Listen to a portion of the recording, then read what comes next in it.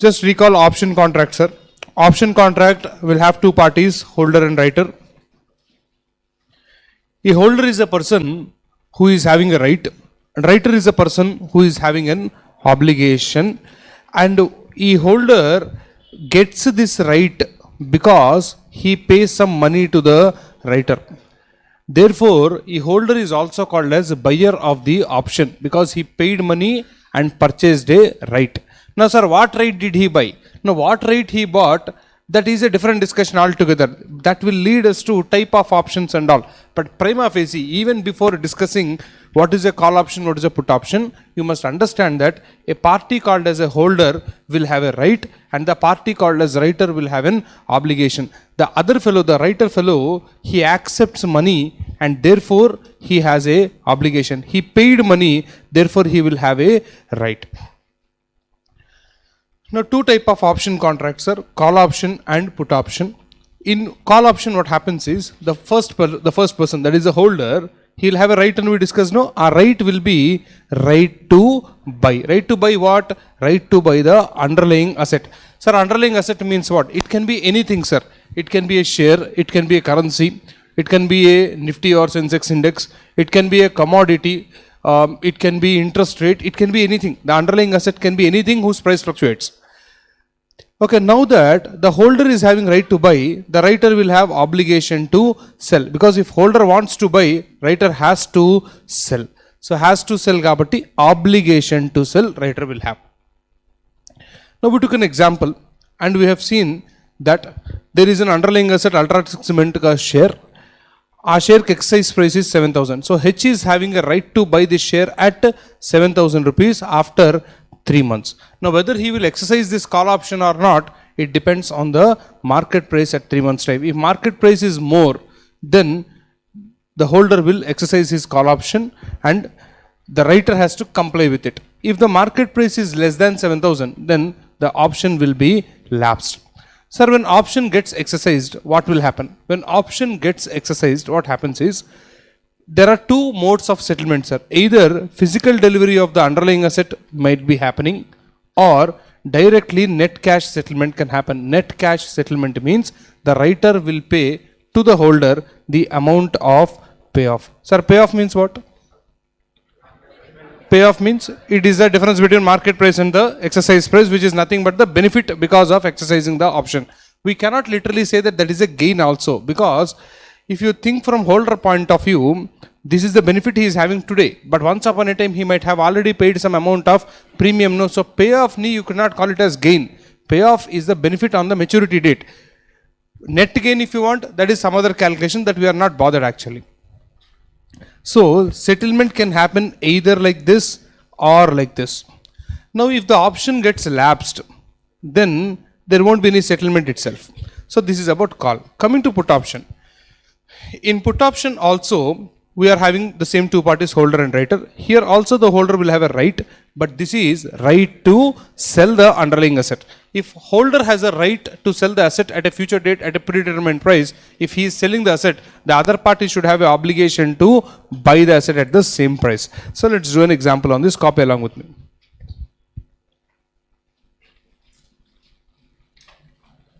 So put option, underlying asset is Infosys share.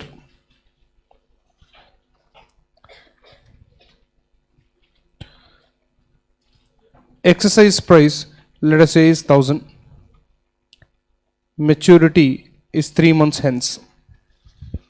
So, this data is enough for you, sir. With this data, you should be able to understand the position of each party. So, holder, writer. So holder of put option, we know that he has a right to sell. Right to sell what? Underlying asset. Here underlying asset is Infosys share at the rate of rupees 1,000 at 3 months time. He has a right to sell. Mr. W is a writer, has, and if the counterparty is selling share to me, I will have a obligation to buy Infosys share at rupees 1,000. at 3 months. Of course, obligation only he is having, he is not having a right to buy. What is the difference is, at 3 months time, let us say Mr. H does not exercise this option. Mr. W cannot enforce it. That means Mr. W cannot say that, come and sell to me, I agreed to buy. No, I did not agree to buy. Mr. W did not agree to buy. He is having a obligation to buy. So whether the option will be exercised or lapsed is purely at the prerogative of the holder. Let it be call or put. Writer can never enforce the option exercise or lapse. If holder is saying exercise, writer cannot shout lapse, lapse. No. So option means is a choice. A choice is to be exercised by the holder only because he paid money. So the other fellow simply has to keep quiet. Now in this particular example, what will happen at the maturity date? We'll try to see. At 3 months, market price of Infosys share, let us say it's 1400. This is case 1. And case 2, market price of Infosys share is 800.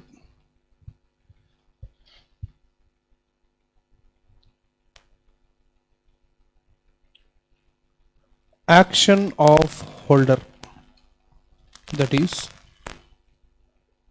exercise or lapse.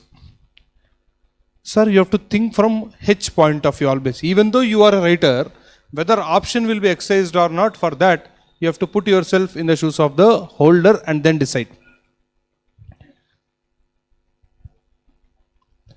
So tell me, sir, first case exercise, huh? Very good. Wrong answer. Listen, sir, Mr. H has a right to sell the share at 1000.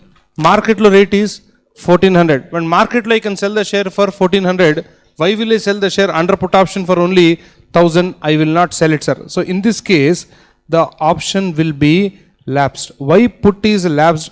Lapsed by Mr. H. Reason is market low price is more than the exercise price. Here I am a seller of the share.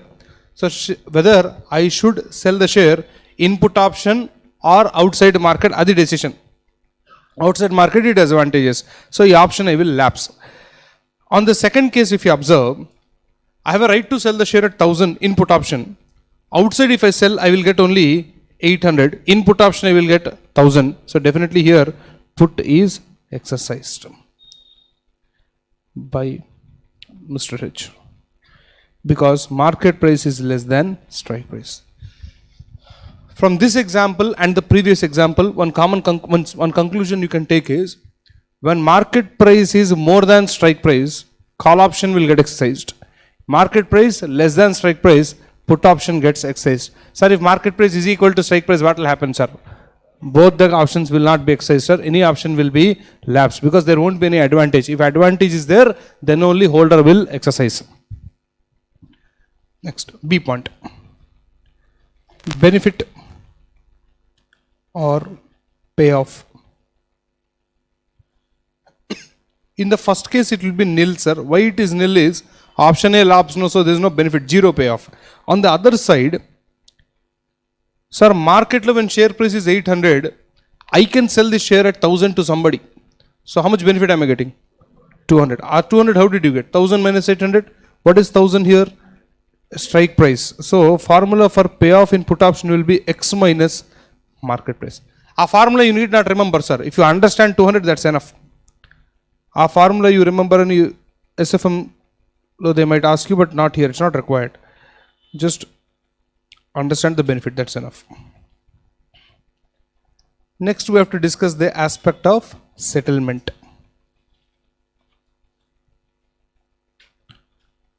In these two modes are possible. One is physical delivery of underlying asset. If there is a physical delivery of the underlying asset, Mr. H and Mr. W. Tell me, sir, Mr. H had the right to sell the share and he exercised, which means he will actually sell Infosys share, and the other fellow will pay to him an amount of 1000. I have a right to sell the share and I exercise it. The right means I will actually sell the share now. Sir, practically all this will happen. It will happen, sir. It will happen. Physical delivery, exactly this is how it has to happen. Next. Or there is another possibility of closing. What is that? Net cash settlement. If the parties agree for this, then what is going to happen is there will be no share, nothing, sir. A share is only used for betting purposes. Ultimately, both of them did speculation. One fellow is sad, one fellow is happy. We got our final outcome. So, the sad fellow will pay to the happy fellow here an amount of 200, which is nothing but the payoff.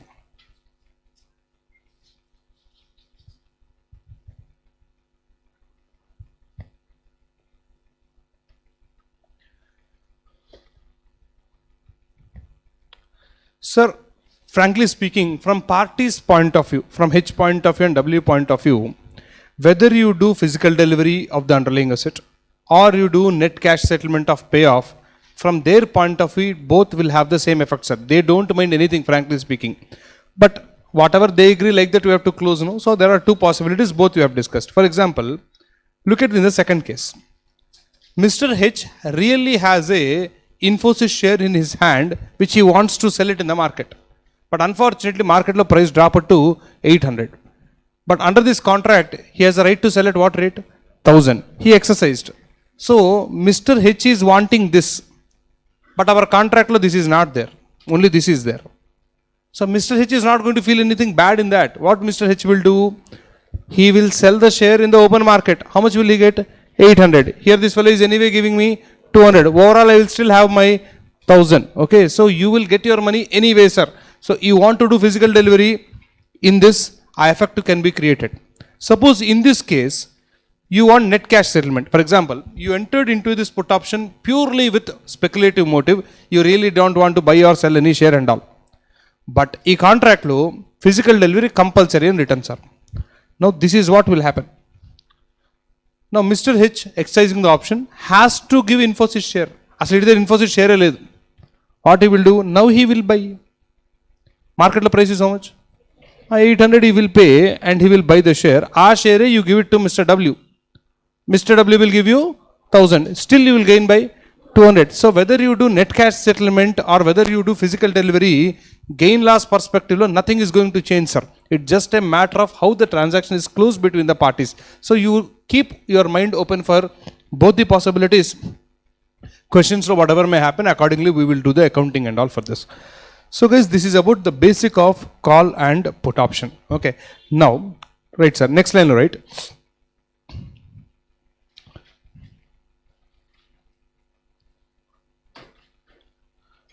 Exercise or lapse.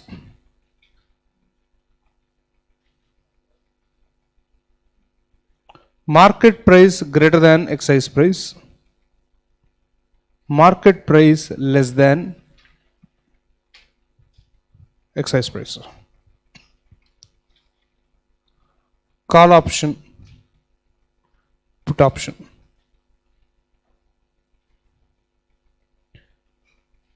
Market price on maturity date.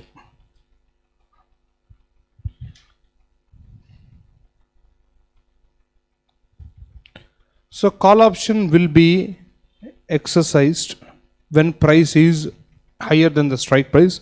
Put option will be exercised when price is lower than the strike price. In the other two cases, option is lapsed. Sir, exercise or lapse is basic common sense decision, sir. For this, table, formula and all not required. But just because I'm summarizing, just because anyway you have to learn all this in the same group only. Moreover, somebody who already understood or somebody is listening all this for the first time, so you'll have a summary version of it. Otherwise, pure common sense you can handle. Sir, market price is equal to Xi, what will I do? That lapse, sir. Suppose you say, sir, I will exercise. What will happen? Will you get payoff? Huh? No. So there is no point. You treat it as a lapse when market price equals to strike price. So the exercise or lapse over, sir. Next. payoff.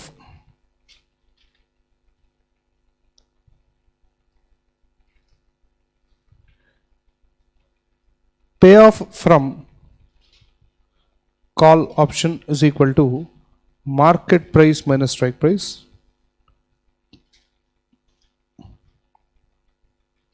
payoff from put is X minus market price. X stands here for the exercise price.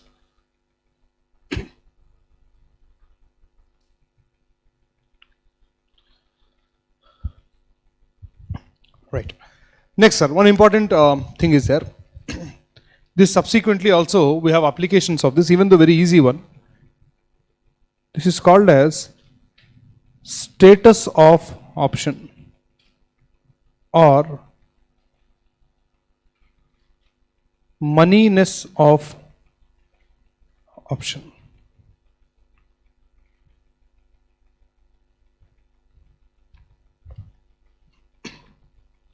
So I'll give you an example, try to understand that first. Later on I'll summarize it in an easy way. Okay, it's a very simple case. Sir, there is a call option. Sir, today's date, let's say, is 1/1/2021. E call option ka maturity date, it's somewhere in March, sir. It is like 25th March 2021. So today is not the maturity date. Okay. E call option ka strike price is 1000 or let's say 100. It is a call option, sir. Today, market price of the share, which share, whatever share underlying asset is there, or else write that also. Underlying asset is A Limited ka share. Market price today of A Limited share is equal to 120. Sir, what do you feel looking at that data of call option? Is the option likely to be exercised or likely to be lapsed? Sir, you should not shout exercise, lapse, because today is not the maturity date. Option will be exercised or lapsed only on the maturity date, and today is not the maturity date. Today's date is this. So today you cannot exercise, today you cannot lapse. Okay, but just compare the exercise price and prevailing spot price of the share and try to tell me the option is an advantageous option or not advantageous. Why? Because prima facie the call option. Call option will give you right to buy. Right to buy at what price? 100. Market low price is how much? 120. When market low price is 120, e paper is giving me a right to buy only at 100. So e paper looking advantageous or not? Yes. This is called as in the money. E option we call it as in the money option, or simply ITM status is what we give them. ITM, and when you will say is when the option is likely to be exercised. Whether eventually it will be exercised or not, I do not know. Today, based on today's price, I believe that the option is likely to be exercised. Okay, on the other side. Today market price of the share is 95. Sir, the option ka strike price is 100, sir. The option is giving you a right to buy at 100. But the share available outside in 95. What do you feel? The option is looking advantageous for you.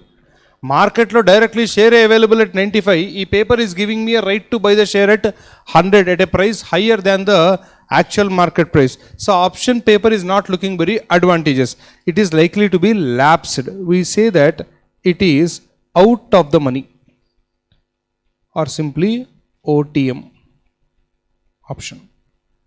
So ITM, OTM.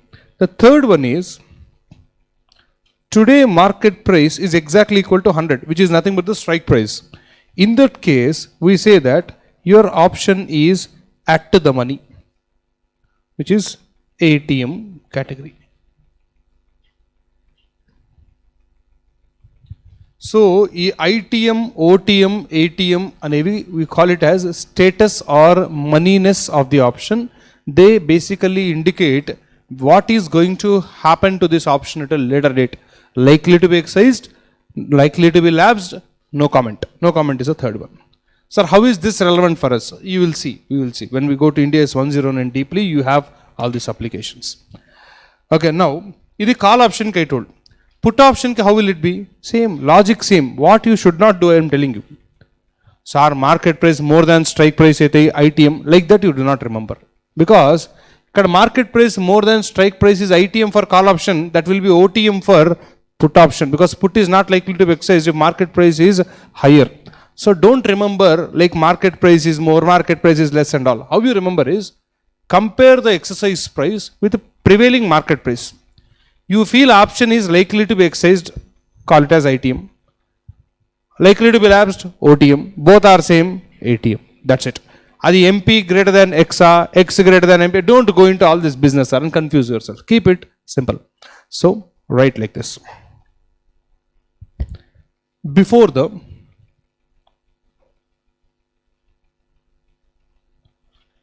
maturity date of option, we can give a status to the option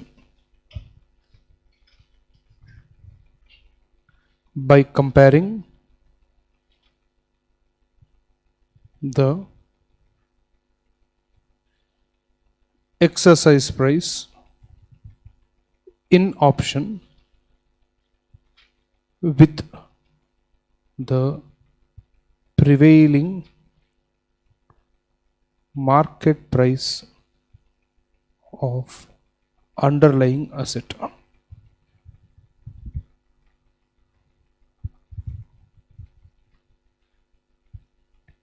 If option likely to be exercised,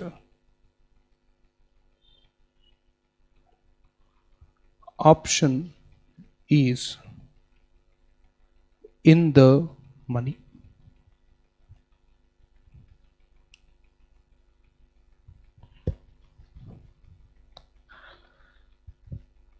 Many people even in SFM they get it wrong, sir. They think that on the maturity date, if option is getting exercised, at that time you should call it as ITM, OTM and all. Are once option life is getting over today what status you will give? Sir, somebody is not yet married, sir. For that fellow you give a status, single committed. Today his marriage date already. Today you will call him single. There is no point of no.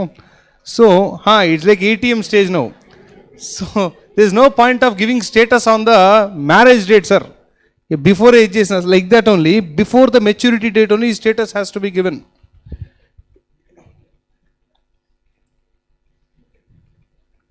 మీరు ఏదైనా చెప్పండి, నా దగ్గర రాకండి.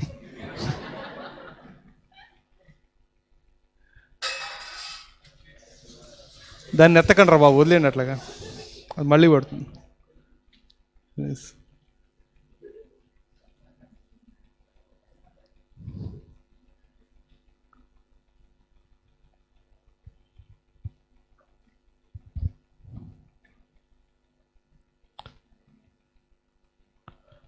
If prevailing market price is equal to exercise price. Sir, you directly turn that side.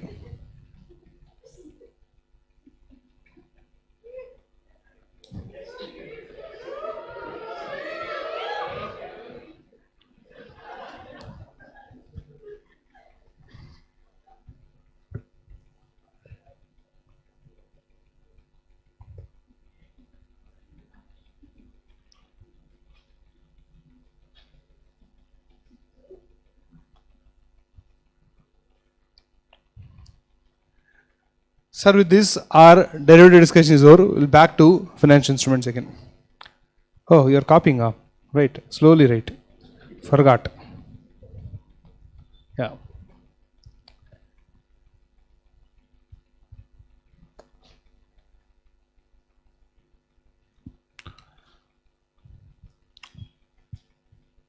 So guys, in financial instruments, till now we have learnt 4 concepts, sir.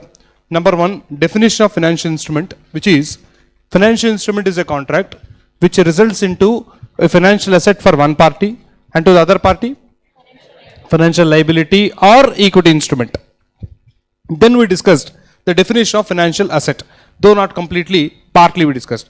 Financial asset is any asset which is number 1, cash, number 2, equity instrument of another entity. Number 3, a contractual right to receive cash or any other financial asset from another entity. These 3 points are financial asset. Coming to financial liability. Financial liability is a contractual right, contractual obligation to deliver cash or any financial asset to another entity. Sir, if I have an obligation to deliver my own equity shares, my own equity shares should not be treated as a financial asset. Why? Financial asset definition lo equity instrument of another entity is financial asset. My own equity share is not a financial asset. Okay, so again, financial liability definition, if you go back and check, what we wrote there is financial liability definition lo contractual obligation to deliver cash or any other financial asset. When I say any other financial asset, it is not my own equity shares. Of course, your own equity shares, if you issue, that can also become financial liability, but not because of this part. There is another definition. The definition is not complete. As I told you, we are discussing only part definitions. Full definition at once, it is difficult to comprehend. Now that we have discussed the derivatives, no, we can actually do 1 or 2 more points in each of the definition. We'll go to that. Next. Then we discussed equity. How did you understand equity? It is any instrument. It is any instrument which evidences or gives you a right to participate in the residual interest of the entity's net assets. Residual interest of the entity's net assets means, asal the word net assets itself means what? Out of your assets, once you pay all liabilities, if at all something is remaining or whatever is remaining, on that if you are getting a right, a instrument which gives you that right, a instrument is called as equity instrument. So any entity lo, who is that? Okay, somebody planned it. Okay, fine. Assets minus liabilities means use all your assets. If at all the assets are disposed of, with that money all the liabilities are paid off. If at all something is left or whatever is left, a residual mida, as a holder you are getting a right on that. Then the paper which gives you that right, no, a paper is called as equity paper. The example for this is the normal equity share. But normal equity share is only an example of equity instrument. There can be other examples also. Look at one easy example I wrote, irredeemable preference shares with discretionary dividend. Now you see, sir, irredeemable preference shares with discretionary dividend, company ki there is no obligation to pay any cash in form of dividend or in the form of repayment. So virtually there is no difference between irredeemable preference share and a equity share. Equity shares also company will not pay anything, means they may pay but they don't have a obligation to pay. The important character of equity instrument is this will not have, the entity will not have any contractual obligation to make payments to the holder of equity instrument. Sir, entity is having obligations, sir. If entity is having obligation to pay, then it will not become equity, it will become a financial liability. Sir, entity has obligation to issue equity shares, sir. Then, third example you read, convertible instruments issued by the entity which satisfies fixed to fixed test. So today I issued a debenture, forget about interest. Look at this example, I issued debenture.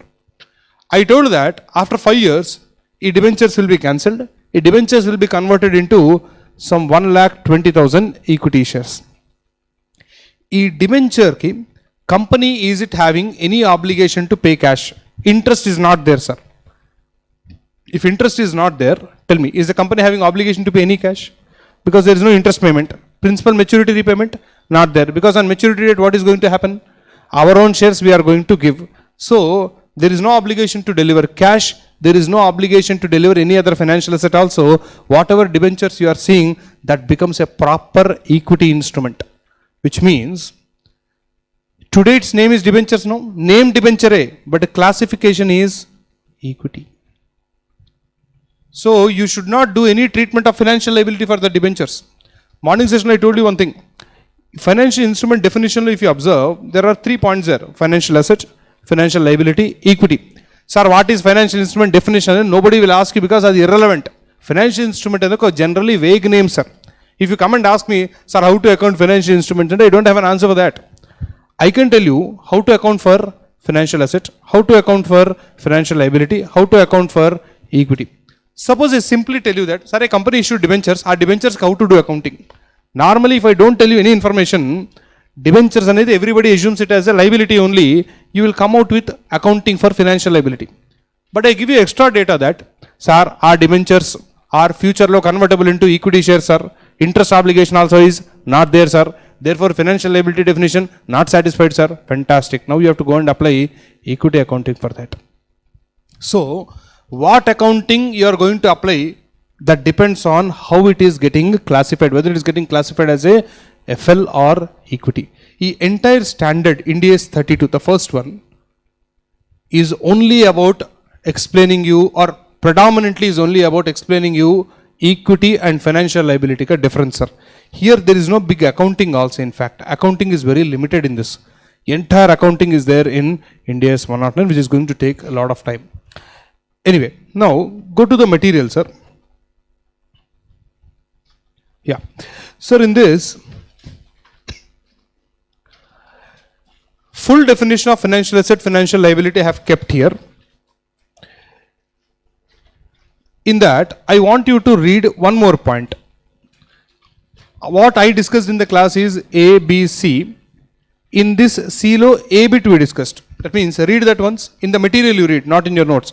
A contractual right to receive cash or another financial asset from another entity. Up to here we discussed, no? Now continue reading B points, sir. Again, from C heading no, you have to read. A contractual right to exchange financial asset or financial liabilities with another entity under conditions that are potentially favorable to the entity. Even though you did not understand anything there, what at least you must have caught is, if things are favorable to the entity, that is going to result into a financial asset. Now leave it here. Go to the next page. Financial liability definition is there. In that, a financial liability is a contractual obligation. Read the second bit. To exchange financial assets or financial liabilities with another entity under conditions that are potentially unfavorable to the entity.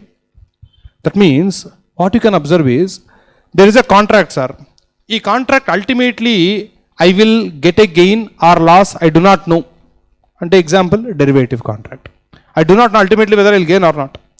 But as on the balance sheet date, if I feel that this contract is going to give me gain and ultimately I am going to receive some financial assets, then the contract itself will be treated as a financial asset. Similarly, I entered into a contract. A contract lo gain or loss will come at some date in future, but today is the balance sheet date. On the balance sheet date, the data available suggests that this contract lo I am going to lose. The situations are unfavorable to me. Normally, if I lose, I will have to pay money to somebody. So, since it is unfavorable situation, the contract itself will be accounted as a financial liability. Now, example with numbers you already have. Go to derivative example, sir. Go to forward contract.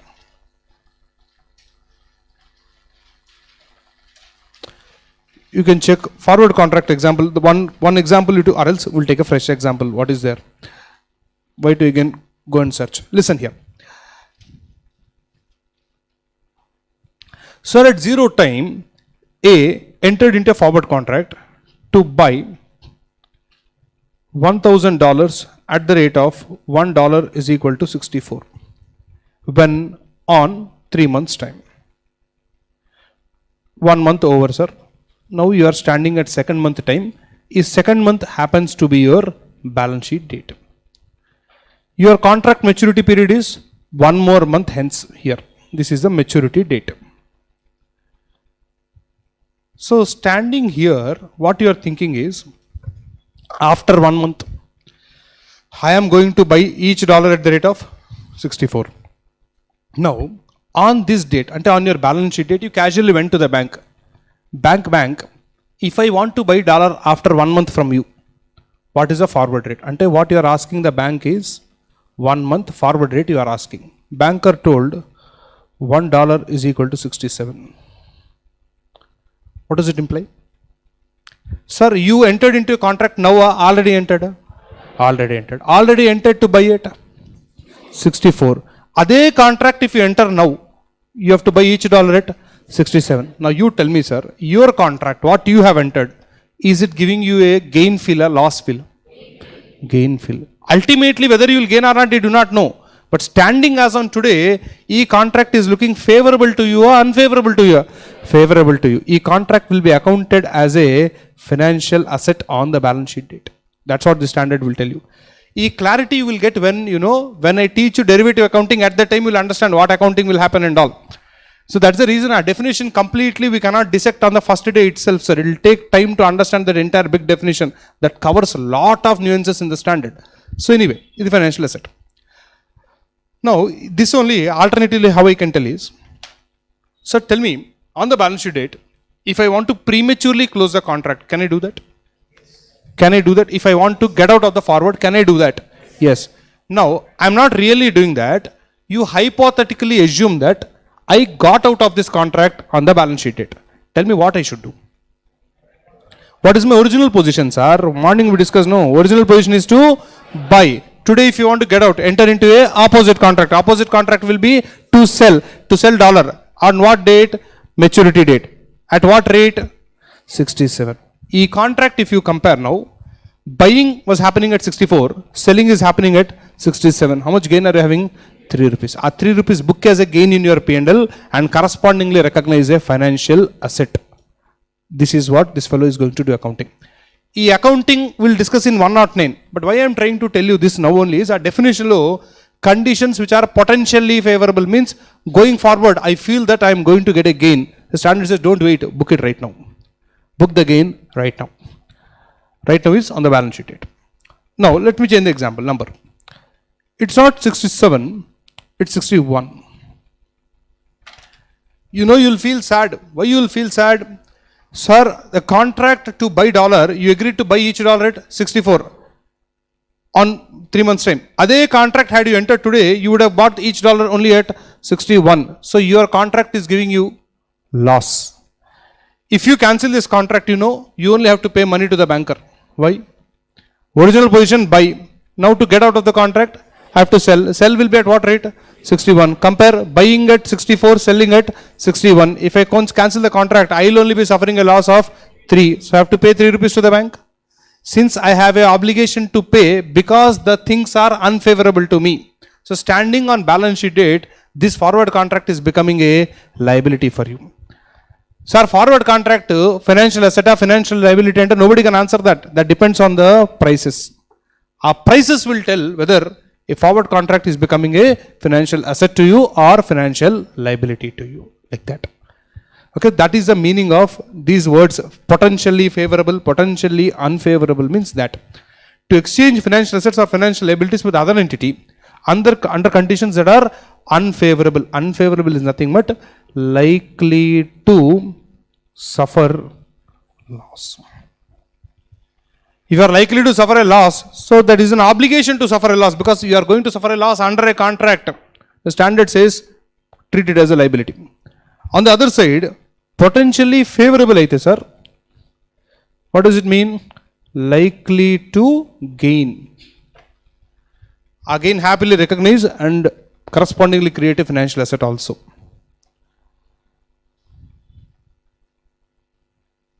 Our remaining parts and all we'll see slowly. A lot of time is there for that.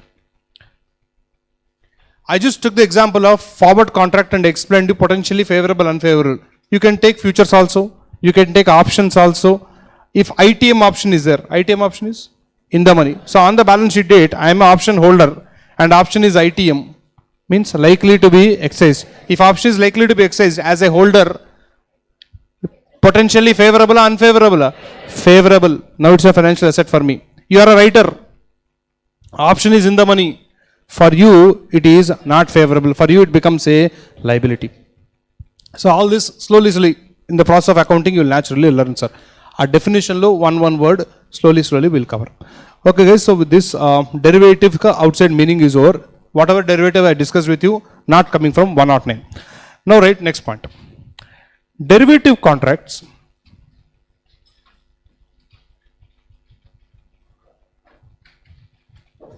under this standard may be classified as any of the following. Sir, your entity entered into a derivative contract. Mara derivative contract, how should I treat it for accounting purposes? How you should treat that we'll discuss later, but I'm telling you all the possibilities, sir. Number one, it can become your financial asset. Example, just now you have seen, you entered into a forward contract. A forward contract is likely to give a gain to you. If you cancel the contract right now, the other party has to pay money to you. That means you have a right to receive money from the other party. So, it can be your financial asset. Or, a contract is looking like a loss for you where you only end up paying money or any other financial asset. Therefore, it becomes a financial liability. Means a derivative can be accounted as a FA or FL depending on what position you are in. Third one, it can be accounted like your equity instrument also. Means a derivative contract can be classified as equity also. Sir, examples are ESOPs. ESOPs are about who is having the option? Employee. Who issued the option? Company. Underlying asset is some other company ka share, my company ka share. My company ka share. That means call option, but call option underlying asset is my own share. Should you exercise that option, I have to issue shares to you. I have an obligation to sell. No, selling shares to you is nothing but issuing shares to you. Why am I using the word issue is because what I am giving to you is not some other outside company ka share. This is my own company ka share. So from this contract, in future, I am going to issue my own equity shares. So even though it's a derivative contract, it will be treated as a equity instrument. Equity accounting should be applied for that. It's not like derivative one type of accounting is there. No. This one type of accounting is there. For this one type of accounting is there. For this one type of accounting is there. Last one, very surprisingly, maybe out of scope of this standard. That means there can be some derivatives whose accounting is not done under Ind AS 109. That's also part of our discussion, detailed, in fact, very big discussion that is.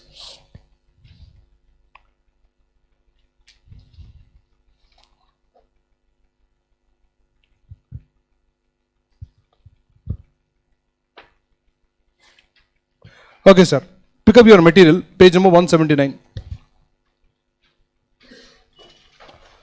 Sir, there is a table there. You try to identify whether each item is a financial asset or financial liability.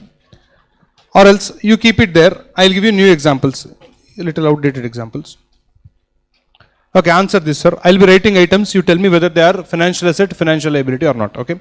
First one, debentures, which are totally redeemable.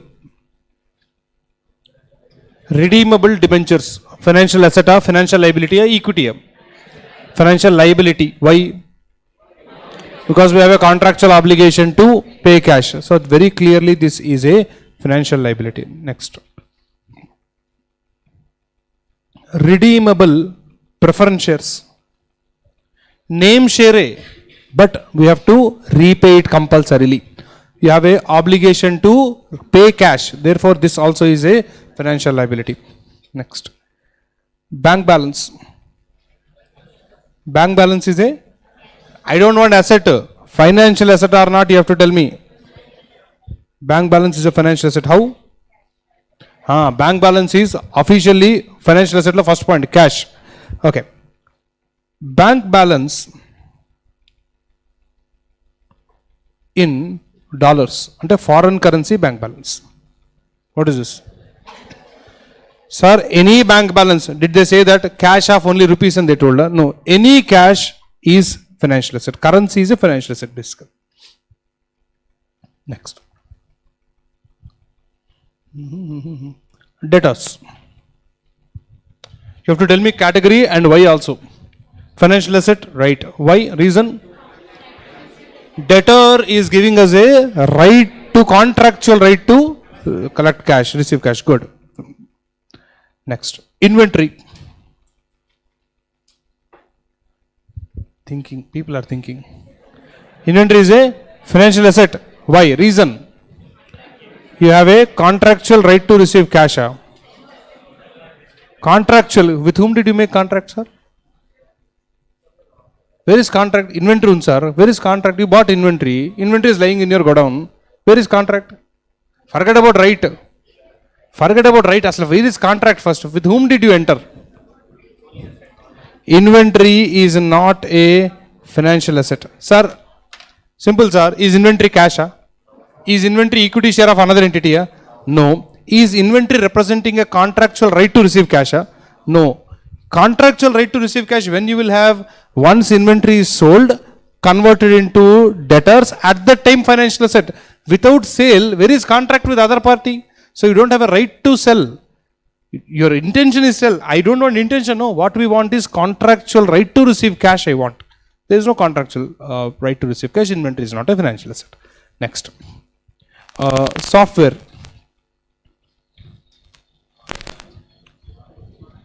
You keep in your mind only 3 points, sir. Is it cash? No. Equity share of another entity? No. Is it representing right to receive cash? Or any other financial asset? No. That's all. Not a financial asset. It can be fixed asset, but anyway. Bills receivable. Financial liability. Why? Contractual right to receive cash. Good. Next. Loan given. I gave loan to somebody, sir.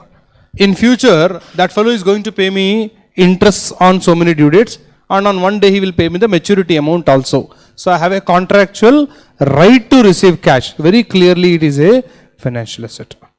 Next. Prepaid expense. Sir, next 3 months salary I paid now only. How do you feel? Not a financial asset. Right? Reason? You have a right, contractual right only, to receive some goods or services, but not cash or financial assets. The contract right is also there, but it is not a right to receive cash or financial assets, so therefore not a financial asset. Next. Outstanding expenses.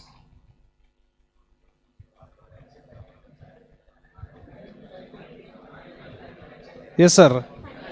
People who think opposite, both are, sir. Outstanding expenses means I have a contractual obligation to pay cash. This is a financial liability. Prepaid is not a financial asset, but outstanding is a financial liability, guys. Okay, next. Advance received for sales. And I collected money already. Future goods I have to deliver. Goods I have to deliver, sir. That means I have a contractual obligation, but not to deliver cash, not to deliver any financial asset. I have a contractual obligation to deliver goods or services. No, so therefore not a financial liability. Next.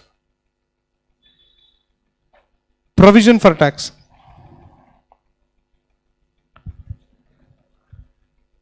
Easy only. Financial liability. Why? You have a contractual obligation to pay cash. Contract. With whom did you enter? Where is contract, sir? Obligation to pay cash is there, agreed. Where is contract? You and Modi entered into contract. Sir. Jaganto you entered. Both these buggers don't come out of their home. You know that. Okay. Tell me, provision for tax. Financial liability or not a financial liability? Not a financial liability. Why? Whatever obligation you have, that is a statutory obligation, not a contractual obligation. Same goes with IT refund receivable. Refund receivable is royally an asset, but not a financial asset, because whatever right you are getting, a right is coming from Income Tax Act. That's not a contractual right, that is a statutory right. Therefore not a financial asset. Sir, how to account for provision for tax? And the standard says get lost. It won't tell you. Find in India as well. Another standard is there for that anyway. Next. Which one can I give you? Okay. Financial guarantee given. Financial guarantee given. Sir, you are taking loan from a bank. Bank told your face ki loan will not be given. I gave guarantee on your behalf to ICICI Bank, sir. Do I have obligation to pay cash? Yes or no? Ah, sir, that you have to pay only if you people default it, correct? Ante, wait there. Wait, sir. You will anyway default. I know that. Okay, now listen. You are capable of changing names, printing duplicate Aadhaar card and vanishing off in thin air. Okay, so anyway, listen here. You see, of course, whether I will really pay or not, or whether I have to pay or not, depends on whether you are paying to the bank or not, correct? Now, it's not like I start accounting for that liability right now or something. But as per the definition, if you observe, I have a contractual obligation to deliver cash to that bank if things are unfavorable to me. Potentially unfavorable aithe, if I have to deliver cash to somebody, then this contract is a financial liability. So a guarantee contract will be classified as a financial liability, sir. Because if things go south, if things go bad, then definitely I got to pay cash, because under a contract I promised to pay cash if things are not working. Sir, you observe, sir, you might answer like this. Sir, whether the party who took the loan, whether he will default or not, we do not know. No, sir. That doesn't matter. That doesn't matter. It's all about whether we have a obligation to pay cash or not, and that obligation is arising under a contract or not. That's all you have to see. Let me take you another example just to easily link it up here. Sir, you and me entered into a call option, sir. I am a writer. You are a holder. Okay. On the balance sheet date, the option looks like it is going to be exercised. So who is happy? Option is likely to be exercised. Who will be happy, sir? Holder or writer? You are happy. I am sad. Okay. In future, on the maturity date, if the option really gets exercised, I only have to pay money to you. Do you agree? So on the balance sheet date, how will I think things are very unfavorable to me? Looks like I may have to pay money to that fellow. Therefore, I will call this as a financial liability. Yes or no, sir? Like that, does it mean that in future really I will pay? It depends again whether the market price is above the strike price, below the strike price, depending on that. Likewise only, a guarantee also, whether really have to pay to the bank or not, I do not know. But standing today, if I believe that the situations are unfavorable, then it will lead to a obligation to pay cash, hence it will be treated as a financial liability. Now here, one more connect point I have to tell you. What is that is, in IPCC when you study provision standard, contingent liability ki, what is an example ante, quickly we come out with an example of this guarantee only. Guarantee given is a financial liability. Is a contingent liability. Why, sir? Why means I gave guarantee, future I may pay, may not pay. This is not wholly within the control of the entity. Therefore, guarantee is given will be disclosed as contingent liability. This IAS 29 lo almost every book lo common example. But when we did India's 37 provisions contingent liability standard, I give you a lot of examples on provisions and contingent liabilities, but I never used the word guarantee anywhere, which is a very, very popular example in AS 29. I said contingent liability definition kana mundu first they go and teach guarantee example. See here, liability is not there now, but in future it may be there, may not be there. Therefore, don't call it as liability in your books. Go and disclose it in your notes to accounts with the heading of contingent liability. Then they go and explain contingent liability definition. But I never told you guarantee liability, guarantee as an example for contingent liability. Reason, a guarantee accounting is there under the standard. There is an accounting. So very deep accounting, easy only, but there is an accounting. So guarantee is not a contingent liability, pakka proper financial liability in your books of accounts. How that has to be accounted, we will see. Okay guys, this much of examples are enough. Now we will go to more concepts, sir. Sir, you will write parallelly. If you are willing to write, then okay, write then. Right, sir, right. Point number I do not know. Derivatives is over. 4, 5 I guess. 3, 4, 5. 6, huh? I guess some point, or else write 1, who cares?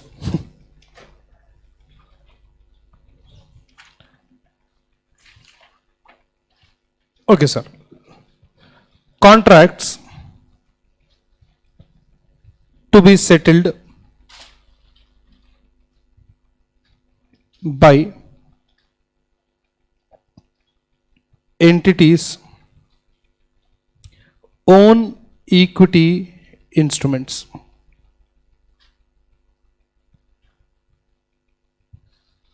So what we are talking is, there is a contract. Obviously, contract who are parties?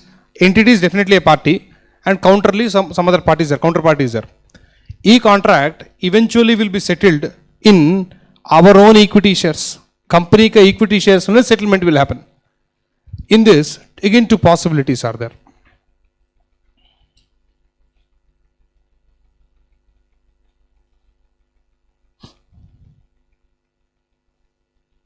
Where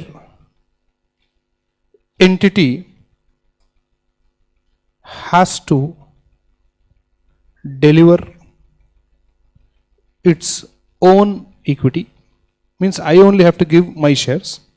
Another possibility is where entity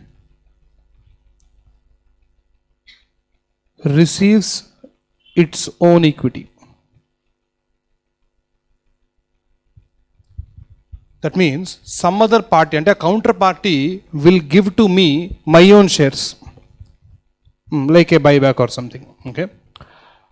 First case is under a contract, I give shares, my shares to the counterparty. Second case, the counterparty will give my own shares back to me. So under this, first concept we'll be learning is the most important one, fixed to fixed test. If fixed to fixed test, if you understand, our definitions of financial asset, financial liability, big paragraphs, whatever are there, our entire paragraph's story will be covered in this. Once this is covered, you go back and read, you will understand. Or else we'll do it together. Okay, next. Compound financial instrument. So this is a category where instrument will have the character of equity also, liability also. So that is called as a CFI. Here accounting is not there for CFI, only discussioning. Accounting will be done in Ind AS 109, the next standard. In this today and tomorrow's class we will be doing only Ind AS 32. Ind AS 109 drama is there, accounting. All this is theoretical. Then contingent settlement provisions. Sir, E3 we have to learn under this scenario where our entity has to issue my own equity shares. Next. Under this, where our entity receives our own equity, in this easy case, everybody can understand is buyback. Sir, in your basics of IBCC or somewhere, buyback of shares accounting is there? Buyback of accounting shares, whatever you did, you got to forget that. Already forgot. Fantastic. That's exactly what I want. So that buyback accounting and all is almost not relevant now, because how to account buyback, this standard will tell you. Next. Written put option on own equity shares. Written put option on own equity shares. Sir, you carefully analyze the term and tell me whether our entity has an obligation to issue shares or receive shares. Peacefully think, sir. Put option lo two parties, holder, writer. Imagine you are entity, sir. You all are entity. You wrote a put option. I am the holder of put option. What right I have? I have a right to sell. If I have a right to sell, what are you having? Obligation to buy. Obligation to buy what? Shares. Which company shares? Your company shares only. So if this put gets exercised, you will be forced to buy your own shares.